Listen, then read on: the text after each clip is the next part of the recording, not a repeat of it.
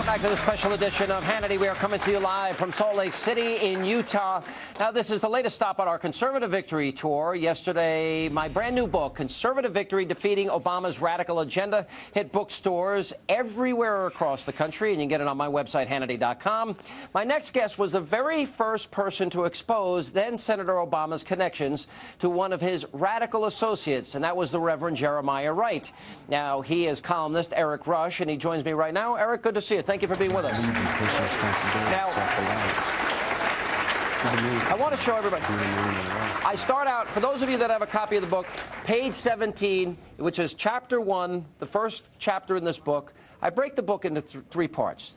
Obama's radical past, his new radical appointments. You know, Anita Dunn, Mao was her favorite philosopher, Van Jones, Cass Sunstein, and all these lunatics. All right, so I talk about his radicalism, then his socialism, then I talk about his appeasement. That's part one of the book.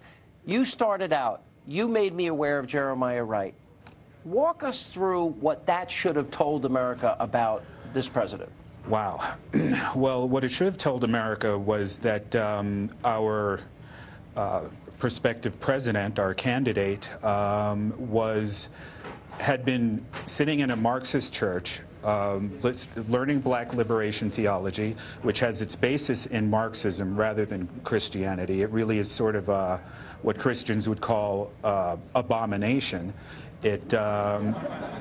Well, absolutely. But you know, a lot of people say, well, you right-wingers are just throwing these terms socialist and communist and Marxist around. The black liberation theology really is built into social justice. This wasn't as much about Christianity as it was about that. Yes, sort of mutating the church, the black church culture and experience into something that was dedicatedly Marxist. I mean, something wholly other than what it was supposed to be. And, you know, like you said, we throw these terms around, but what a lot of people, particularly if they're younger, don't know is that, you know, all of these people who were raised on Marxism or have studied it for years and years, they don't believe in the same things that most Americans hold dear, trifles like the Bill of Rights and inalienable rights and private property.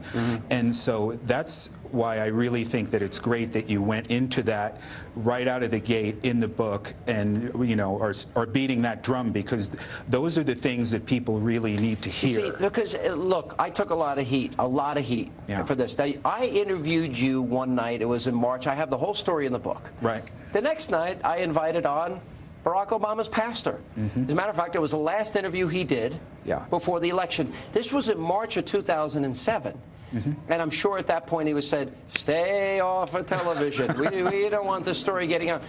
Anyway, so then the tapes came out almost a year later in March of 2008. It took a whole year for the media to catch up with little old Sean Hannity, who's getting beaten up, and Erik Rush is getting beaten up.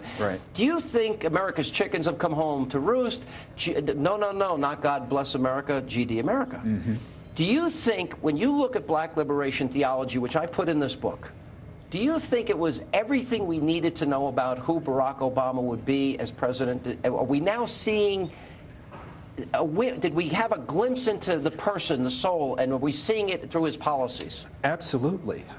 We're seeing that sort of, that social justice agenda. We're seeing Marxism. You know, it's really...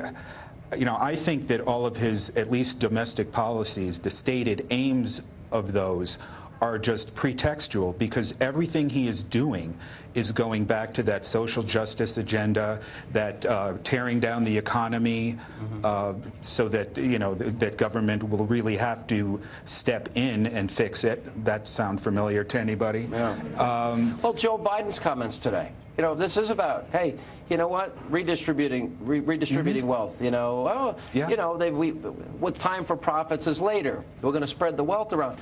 Michelle Obama, America's a downright mean country. For the first time in my life, I'm proud of my country. All these things were said.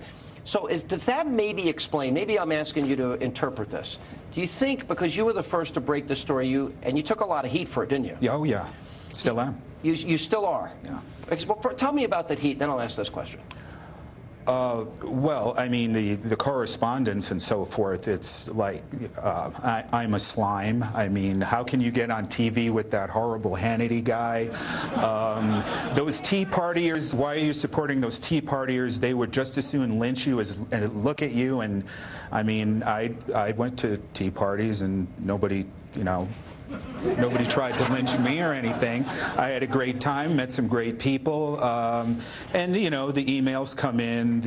And most of them are pretty foul, vile, disgusting, particularly. Does this explain why he's pushing so hard, even against the will of the American people? Is this why he doesn't seem to look, for all of Clinton's faults? And yeah. I've been very critical of Bill. For all of his faults, when America rejected his sharp, you know, turn to the left, he moved back to the center. Yeah. Barack Obama shows no inclination to do that. Yeah. Do you think we'd ever see that? Would he rather just drive his agenda at whatever the political cost is? I absolutely do. I think what he is doing is the culmination of what a lot of the 60s radicals have been doing for decades, and he's going to live and die by what happens over the next couple of years. He's going to push it through. It is. It's an imperative. You see, I think he wants to. I think he's the antithesis of Ronald Reagan on economic policy, on foreign policy. I think he's the direct opposite. My fear is Reagan created 21 million new jobs. Reagan ended the Cold War. I think if he's the opposite of Reagan, we're going to get the opposite results. We're not going to have peace, prosperity, hope, opportunity, a shining city on the hill. We're not going to be viewed as the world's sole superpower, which I think is fine with Obama. So the question is, you know, what happens from here? What do you see throughout his presidency at this point on? Do you think the country is going to buy into and be convinced by his ideology? Because I don't see any evidence of that. I see America rejecting him. I think Americans will continue to reject him. Like Michelle Malkin said, I'm guardedly optimistic. Maybe a little bit more than that. I think that more and more people are starting to wake up, and this administration, on an almost daily basis, underscores the fact that you and I were right back in 07 and 08. And I think that we're going to have a turnaround this fall, and we got a great chance. I think this was. I agree with you. I think though between that, Bill Ayers, Bernardine Dohrn, I never thought that America would ignore it. I think America fell for the teleprompter speeches, fell into Obama mania.